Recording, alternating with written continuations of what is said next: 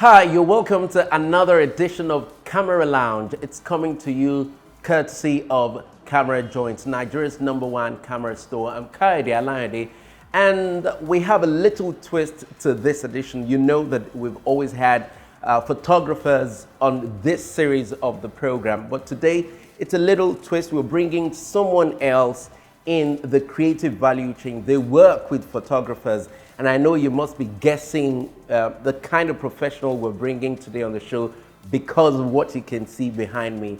But I'll let you meet our guest in just a moment. Don't go away. Lights, camera, action.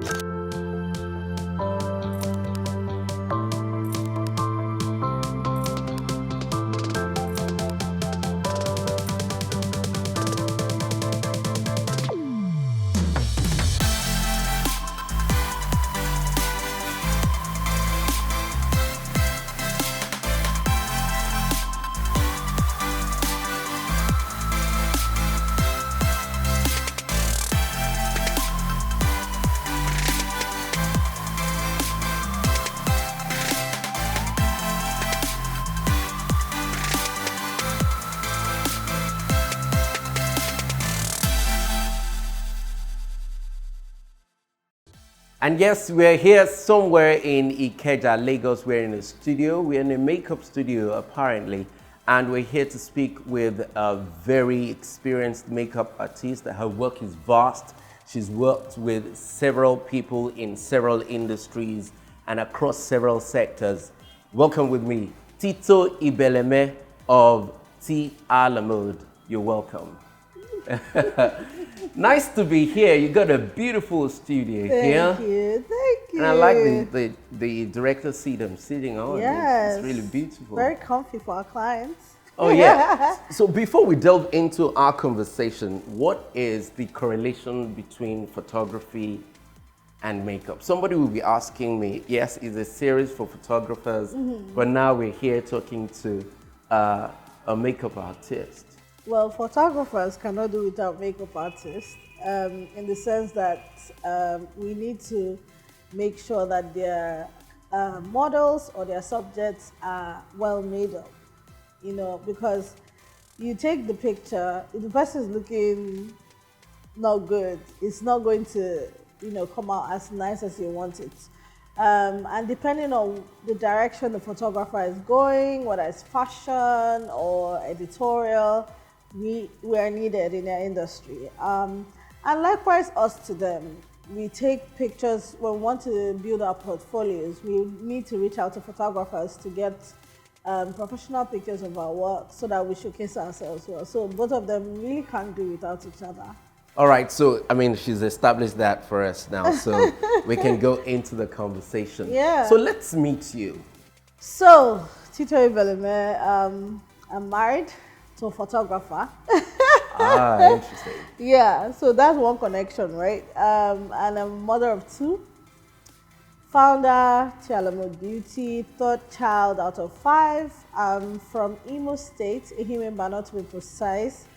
But married into Sialangwa in Abia State. I moved to Lagos 2015 after my master's degree in the UK. Studied, my first degree was in insurance and actuarial science, and then I went on to do a second degree in economics. So I'm well grounded educationally. I'm not just doing makeup because I want to do it out of convenience. It's very intentional that I'm in this business. So, I mean, this must be some kind of conflict. Maybe not for you, but I mean, for people around you. You didn't just have a basic education. You also went ahead to do your master's, and I mean, at a global level. I mean, you had it in the UK. So, when did this become a goal to you? So makeup has always been something I wanted to do from little. I knew what I wanted earlier in life, right? But as a Nigerian child, there's that factor where your parents know what they want for you. So in order to strike a balance, I was like, you know, I'm not going to rebel against my parents. I'm going to get the education that they want me to get, and then I'm going to present them with the best result and then go on to do what I wanted to do. So So I went on to school. First degree, insurance wasn't something I wanted to study. I wanted to study economics. And back then, even till now, you put in a course, if the course fills up, they just throw the rest of the people to courses that relate to it, maybe in the same department, which is how I now got into insurance and actuarial science, which wasn't, if you look at it, wasn't too far off, because actuarial science is actually the study of statistics, and that in itself is a massive course. Then I finished and I continued doing makeup. Makeup was always on the side for me, even from university days. And then my mom now said, "Oh, we need you to further your education," which I didn't have a problem with. But I had suggested to go to do cosmetology or something related to makeup. But my mom kept saying, "Oh, makeup is a hobby, it will be a hobby. You need to do economics, blah." I said, "Okay, you know what? I always wanted to study economics, so why not?" Then I applied to Swansea University in Wales, and I got in to study economics. And I mean, looking back now, the only thing I'll do different is study a different course, in the sense that I'd rather do like a business degree. So instead of masters, do what they call an it MBA. Now? An MBA, yeah. Do an MBA, because then now I'm in the business. But it's still not too far off, because economics is also maximizing your profits and minimizing your losses, which I'm applying in my business today. So looking at it, it was a win-win. At one point, did you decide, this is no longer going to be by the side. I need to open a studio. I need to begin to find collaborations in the industry. Mm-hmm. How did you train? Maybe we should begin with that. So I trained in 2011 with House of Tara. That was my first official training, because right up until that point, and back then, people always say, "Where did you train? Who certified you?" All of that. So I was like, you know what? Let's even now get it official. It was a life-changing experience for me, because it put a lot of things into perspective, and I was able to connect with a lot of people. Now, after my class, I was one of the top people. So I was then sent to Arise Fashion Show. Because then, when you finish House of Tara, they send you for an internship 2 weeks in any of their studios. But because of, how well I did, they sent me for Arise Fashion Show. And that was the first Arise Fashion Show in Nigeria. So imagine the exposure it was for me. I was scared at some point, but I was like, you know what? I'm going to take this heads on. And I met a lot of people, different models. There were a lot of international people. So it was such a good experience for me. But then after that, did NYSC. I went for my master's in 2013. So I was still juggling both, right? But I knew that when I moved back to Nigeria after master's, I was taking it seriously.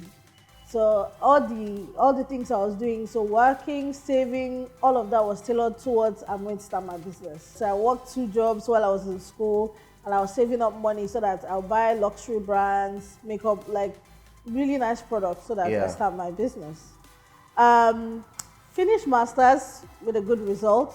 So it wasn't a thing of, you came back with a bad result. So I then said to my mom, I allowed my parents to have their way. Yeah, have their way. For the first 3 months, I was back to Lagos.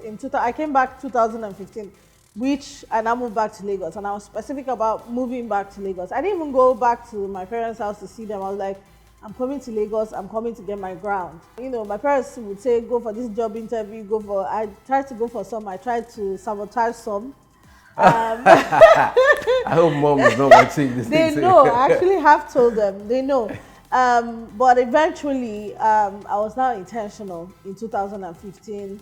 Luckily, my now husband was then my boyfriend. He was a photographer, so I was able to get him to shoot a lot of my portfolio pictures. My sister too was a photographer, so I was now being intentional about doing my work and putting it out there. One of the times I then moved back to see my parents, and I had to talk with my dad, especially because my mom was beginning to, understand. And I sat him down and I said, I'm not looking for a job. I'm not going to do it. Was that heartbreaking for them? Well, I think, was it heartbreaking? My dad has been heartbroken since I said I didn't want to do engineering. Oh, So, wow. Oh, wow. but then by the time I laid down all my plans and said, oh, this is how much I earn from one makeup job. So imagine if I'm doing 2 of it or 3 of it in a month, it's going to cover a lot. Don't worry about sending me money. I'm not going to ask you for money, but this is what I want to do. This is my passion. And I'm really, it's no longer a hobby. You people thought it was a hobby. It's no longer a hobby. I'm taking it seriously. And then he said, okay. And since then, they stopped bugging me about looking for jobs. All right, great. Yeah. So let's backtrack to House of Tara, and then the exposure. That's one exposure on its own. Then the fashion show that they sent you to. Talk to me about what that exposure did to you, not just critically as a makeup artist, but even as a businesswoman in the beauty industry. So what Arise Fashion Show did for me was see this other part of the beauty industry that we don't usually see. In Nigeria, most people go for bridal makeup, but there's also fashion, right? And then they brought these makeup artists from outside the country who now trained us on some things that I wasn't able to get from House of Tara. So that was mind changing. I was just like, this industry is actually massive.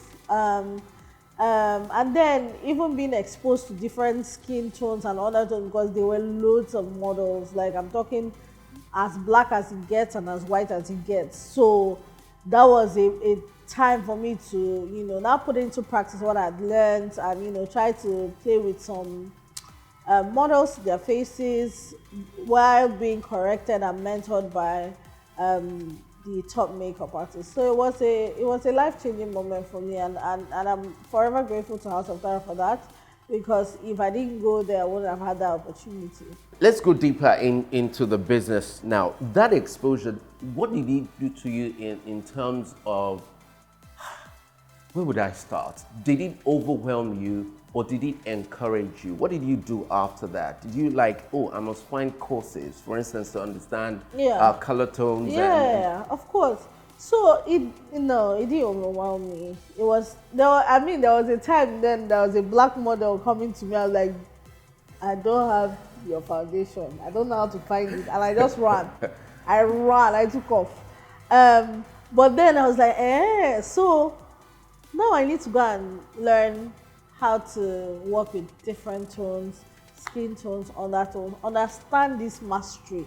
Because I was so amazed by these makeup artists and how, they were quick to getting shades, quick to color, just quick to everything. So yeah, it encouraged me, inspired me a lot. And it was a major motivation into learning more about makeup, yeah.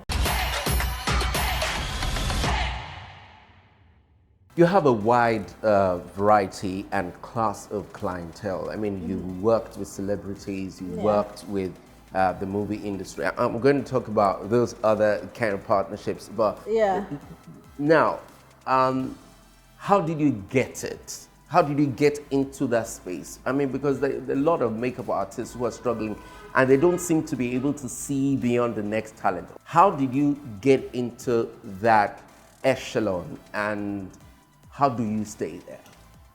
Well, the first thing is grace, God's grace.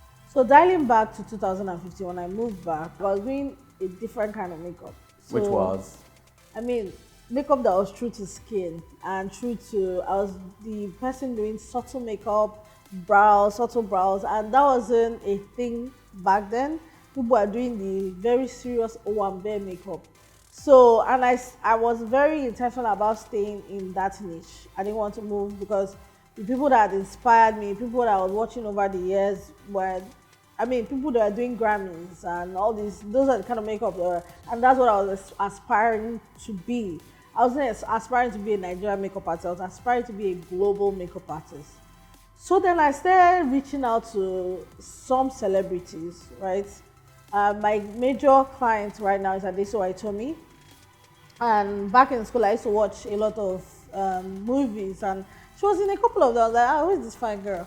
So I went through her page, and I noticed that the lady had no professional pictures of herself, and there was no particular makeup artist that was doing her makeup. So I sent her a DM.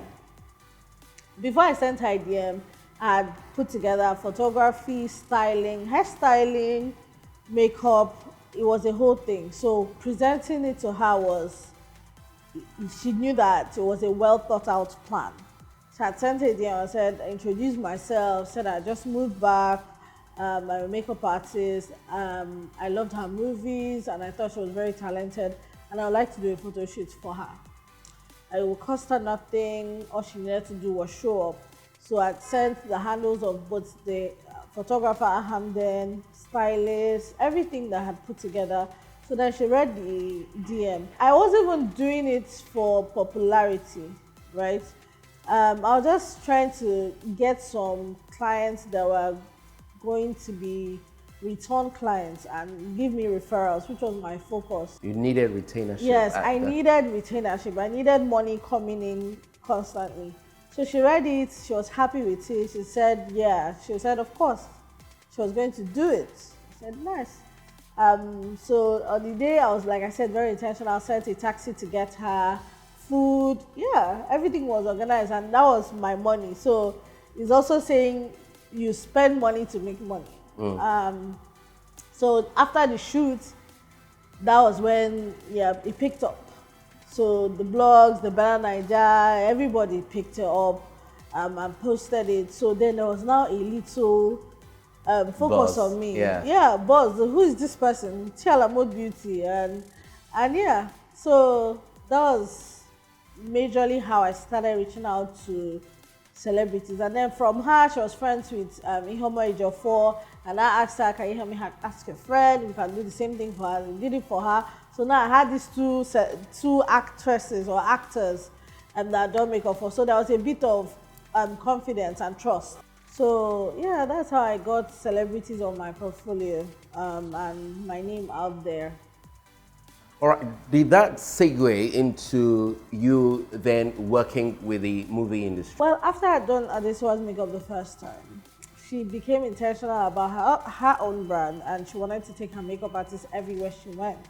So that now included going on movie sets. So I was now doing her makeup on movie sets. I think the first movie I did with her was The Arbitration. Being on that set, even that made me understand that part of the industry. I was like, oh, okay, this is not bad. This is something I can do because I'd now experienced it. I didn't experience it as a full makeup artist, but a makeup artist that was just for her, which gave me enough time to really study it and know if it was something I could do. So that's how I now ventured into doing that. After The Arbitration, we did a couple of movies, including King of Boys, The Wedding Party, too. So yeah. Were you now the major makeup artist for those projects? No, it was still just for her. But then after that, I now got to be the major makeup artist on a production, which I was sent to Abuja for, and a second one. Yeah, so yeah, that's how I got into the movie industry. I read somewhere where you said your angle to makeup is to enhance, not change. Yes. I don't know whether that still obtains. Yes. I believe that makeup should enhance.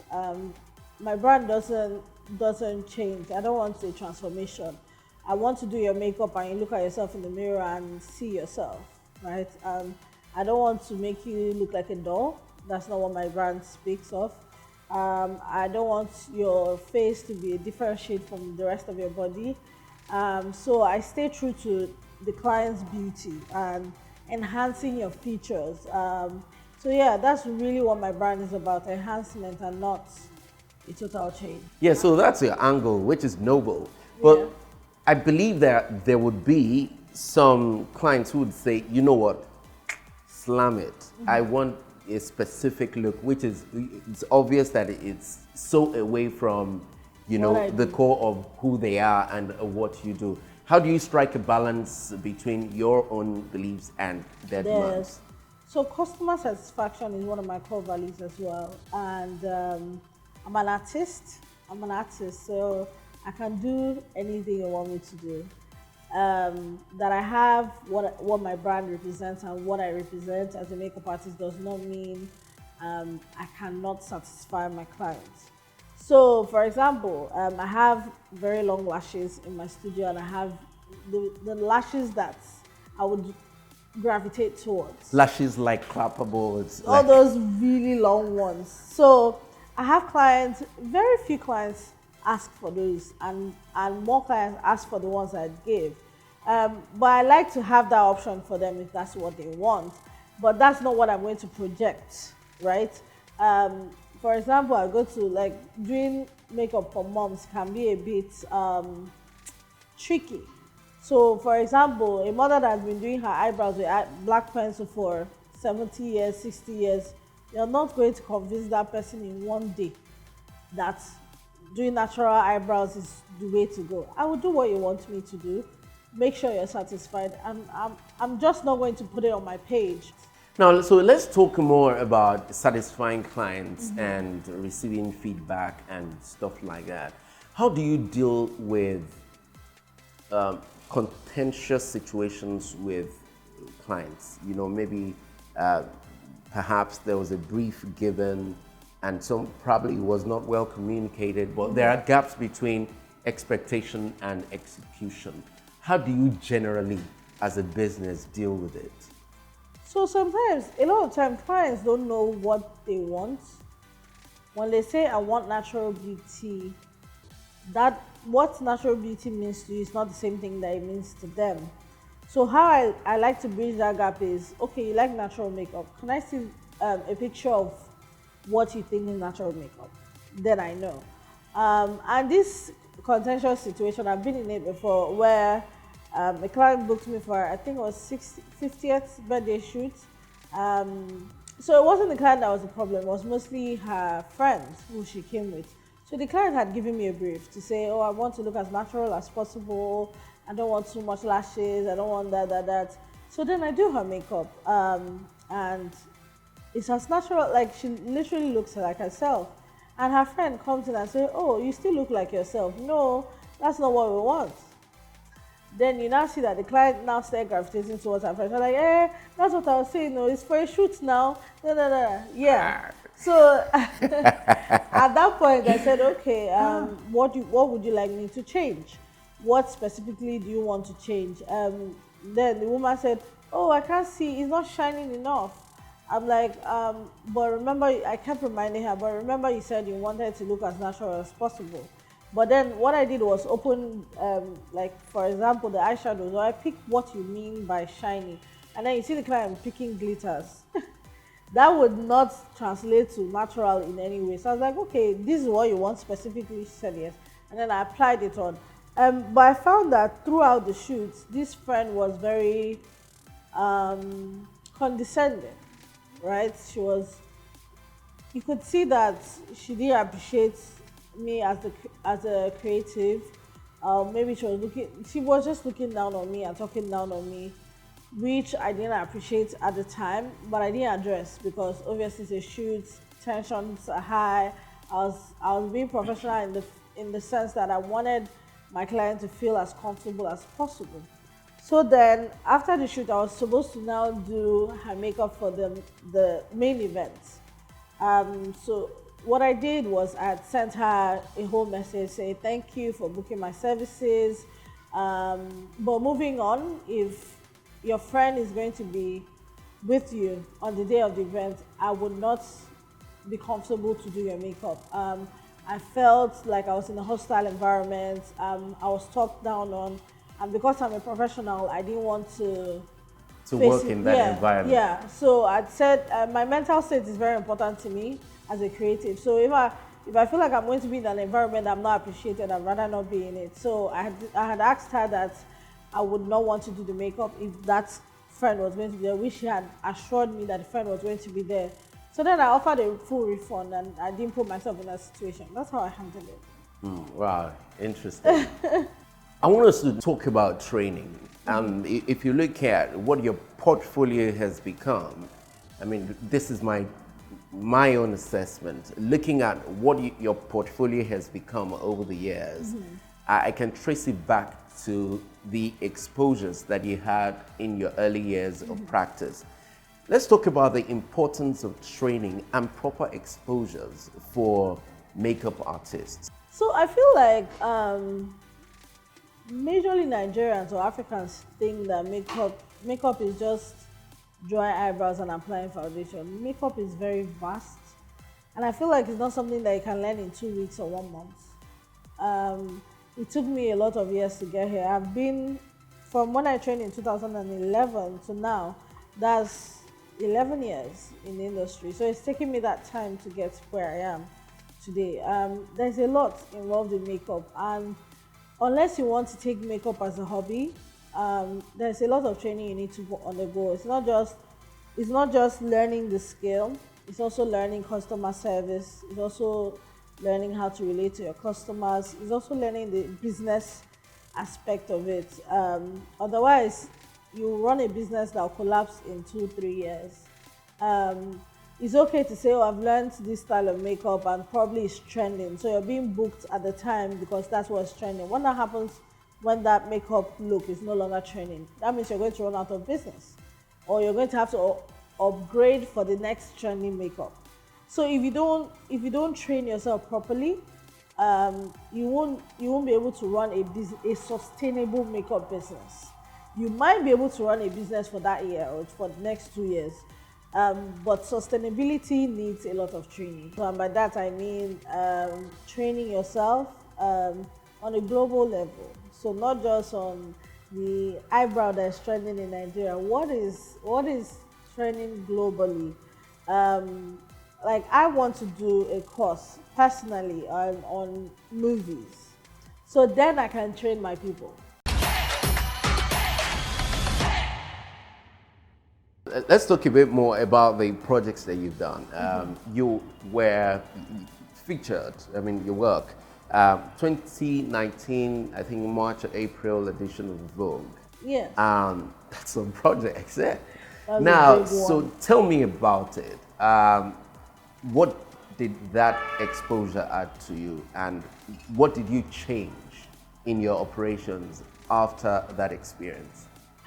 Vogue was major. Vogue was major. Even I couldn't believe it. And how did it come? Let's start from there. Vogue was major. Even my family couldn't believe it. It was major. It still came from Adesuwa, I told me. Oh wow. So looking back now at that one client. Yes, and the things I did before that now projected me to even doing the cover of Vogue. So they had reached out to her. They wanted to feature her as the African actor for the cover of Vogue. So they had featured a couple of actors on the cover of Vogue, and she was one of them. And she had said, oh yeah, she would accept it, but she wants her own makeup artist. Oh wow. Yeah. That's loads me. Of confidence. Yes, she is very confident in me, and I'm grateful and thankful for it, because I've also worked hard to be there and to be that confident for her. So when she told me, like I was just like, yeah, I'm happy for you, but that's not working for me. Oh wow. And it's not British Vogue, it's not French Vogue, it's Vogue. The Vogue, the Vogue. The Vogue, the Vogue. Come on now. So I wasn't even taking her seriously, and she kept mentioning it. Have you gotten your visa? And then I started taking her seriously, like, yes, you're doing it. They've accepted and you are going. So I started processing my visa because it was going to be shot in the UK. And thankfully, UK is what I'm familiar with, so it wasn't a problem. Got my visa, like, we're really going here. I spoke to her, I was like, it's happening. And then even the day of my flight, like, in the plane, I kept saying, like, I'm actually going to be surrounded with people that create content for Vogue. And it was such a light bulb moment for me, where I said, you know, it doesn't matter where you are. Whatever we're doing is what doing well. If you do what you're doing well, the world will notice you. It doesn't matter where you are. And I kept saying, yeah, this is where I've been seeing myself as a global artist. I've never really seen myself as a Nigerian makeup artist or a Lagos makeup artist. I've always seen myself on the global scale. So we went there, the hotel. It was such luxury to be around. Everything was nice, and I think I was prepared for that moment because I had a level of confidence that wasn't going to throw me. I didn't care what makeup artist I was in front of, I wasn't going to be thrown by it. But obviously, I had started watching a lot of videos, started looking up the makeup artists that have worked on their covers, the kind of work they do, check for their videos, did a lot of practice. Even the night before, I had now said, okay, this is where I sit down, I need to, practice. Yeah, practice. So you're not nervous? Yeah, so I'm not nervous. So we did that the next morning. We had done like her base before we got in. And when we got in, I was like, oh, you look beautiful. I was like, yeah, I told you guys, my makeup artist did it. So that was like a boost of confidence. And, even, which now takes me back to studying in the UK, right? So I'm used to the accent. I'm used to that exposure. It wasn't something, I wasn't going to have conversation where I'm saying, what are you saying? No weapon. No, I was ready. I'm ready for you. Yes, I was ready. They were asking me, oh, you're from, where are you from? I say, yeah, Lagos, Nigeria. So like Africa, I say, yeah, but Nigeria is part of it. Nigeria is not Africa. Yeah. Yeah. You took the opportunity to also educate them. Yes, and then Project Nigeria, Project artists. There were a lot of us in Nigeria that are very talented. And they were looking at products I was using. It wasn't, well, they were Nigerian products, and they were like, oh, where do you get your products from? I said, we have a couple of retail stores in Nigeria that carry international brands. We have Mac stores there, so it's not what you guys think. So this is you talking to producers or makeup artists. Even makeup artists. I had a conversation with the photographers because everybody was curious about who is this makeup artist that she brought. That they didn't bring us. I'm telling you, I had to bring her from Lagos. Why? Exactly. Okay. So they sort of put it under scrutiny. Yes. Yeah. So, and they were surprised at how much I was able to talk, explain, have conversations with them without them doing either. So, like I said, some of these things, when you look at it and look back at it, like, oh, this prepared me for this moment. I feel like if my parents hadn't sent me I'd been to the UK a couple of times, even before I did my master's degree. If my mom hadn't been intentional about exposing her children, and me going on to study in the UK, I don't think I would have carried the kind of confidence I carried when I went there. Like I said, nothing was going to faze me. Like, I am certified makeup artist, and I'm here with you people. That's the confidence I went there with. So, by the time I left, you could see them, oh, can we have your contact? Can we have your Instagram? And then when they went on my Instagram, they saw that I already had a lot of followers. They're like, oh my God, oh, you seem like... So you're doing great. I said, yeah. You're a star in your country. Exactly. So it was such a wonderful moment. And I had taken it in even before Nigeria was able to take it in. Me and Adeso had taken it all in. Yeah. Because we shot this in December and it was released April. So we had time to digest it. And it felt good. Really good. Now, this is going to take me back to the value of education. Yeah. Now, if you sort of mentioned it in your last response, but I want you to talk to makeup artists and creatives generally about the value of having an education. It doesn't have to be in the UK, but the value of going to school and what impact that will have on whatever it is that you're going to do. Oh yes, I'm very keen on education. Even as a mother of 2 boys, I don't care if you want to be a footballer, boxer, however you want to do is fine, but you have to be educated because that is the foundation of whatever you want to do in life.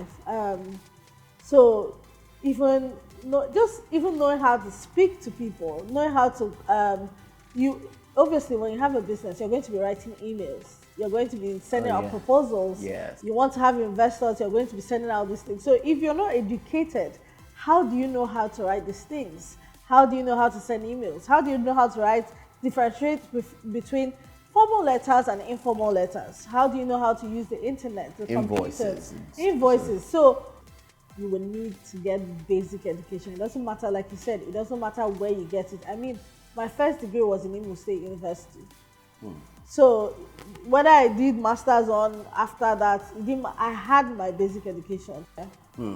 So as we wind down now, this is only going to get busier for you, especially now that you're collaborating across sectors. Yeah. Let's talk about work-life balance. How do you balance this? You tell me when we came in about your toddlers, how to deal with them. How do you balance everything? It's having a team. So I have a team here, I have a team at home. So outsourcing. Because you can't do everything yourself. There was a time where it was just me and I was okay with it, but like you said, the busier my business got, the bigger it got, the more people I had to get into it. Last year, I have a YouTube channel. I haven't posted in 1 year, but that's because business is busy, motherhood is busy, so I can't find that time to fit in YouTube. So one had to go, and YouTube was the one that had to suffer. But now I'm outsourcing more things. Like even like in the studio, I'm telling them everyone has to carry their bag. Well, if I carry it alone, like there's no balance. Like with pricing now, to make sure I'm not overbooked, I've taken my own prices up so that people can book my team. So if you can't afford me, that's fine. I have a team, and this is how much you can. So, and the team is not one person. So one person is not overwhelmed by the work. That now makes people to, at least I'm getting paid more for me to get busy, and it's worth my time. And at home, well, I'm outsourcing. I have a nanny who is trusted. I even just got a cleaner so that I'm not talking too much. Everything is just, by God's grace, soon a cook. So, because I know I'm only going to get busy. And you need to be able to keep your head straight and focus on what matters my the most. creativity and making money and structure. I was at Camera Joint, and he was like, "Oh yeah, we're gonna have a makeup artist." I said, "Oh really?" He said, "Why is this such a big deal?" He said, "These guys buy X and X and X and X things from me." So let's go through the list of things that you would go to Camera Joint for. A lot. Let's go. The lights, from ring lights, the stands, even cameras. There was a time makeup artists were so invested in buying cameras. Now phones are doing it a lot for us, and we're leaving the professional work to the photographers. Even tripod stands, phone holders. There's a lot Camera Joint has in that place. Like the guy does too good with what he does. A lot of lights, and we work with lights a lot because we need to see what we're doing. So light is an essential part of our work. Is it soft on the skin? Can I see my client's face? Am I able to carry it around easily? Can I use just one light instead of using 3 lights? So we buy a lot of things, from even microphones. Like I'm a YouTuber as well, so I have microphones from him, cables, laptops, a lot of things.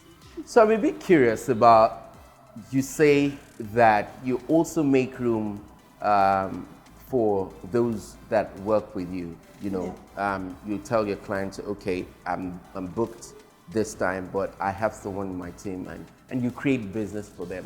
That's noble, but why do you do that? So there are different ways I create opportunities for upcoming makeup artists. I have artists under Tito Ibeleme Beauty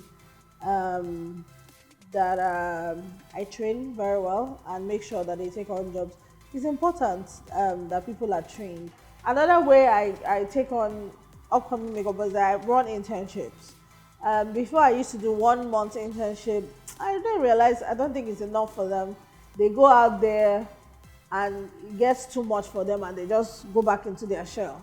So then I started doing 3 months. 3 months, I can see that a bit of confidence is built, but not totally, right? So now I'm doing 6 months, in the sense that I want to really train you. When I send you out there, I can say, those ones are now those are the ones I say, okay, my team, Tito Ibeleme, were busy, but this person, I can trust to do the work to the standard that you're looking for, because whoever I refer to a client is somehow still representing me, because that client has believed in me. And I feel like the sky is massive. I cannot take all the clients. You know how many, the population in Nigeria is too much. I can't do it all. So if I've been placed to help others, I'll do it, because guess what? People have been placed to help me. All right, so it means that a lot of conversations need to go on within the industry. Yeah. The veterans to the up and coming to the new Yeah. guys coming, and that speaks to training. Yeah. Now, you told me earlier about a training coming up, that Yeah. you're organizing a training, which is a beautiful thing. Yes. So tell us about this training. What does it entail? Who should come? Who's it for? And how much are they paying? So first and foremost, I'm at a level where I've decided that I don't want to be taking beginners on, because I find that a lot of beginners are not even sure that they want to be makeup artists.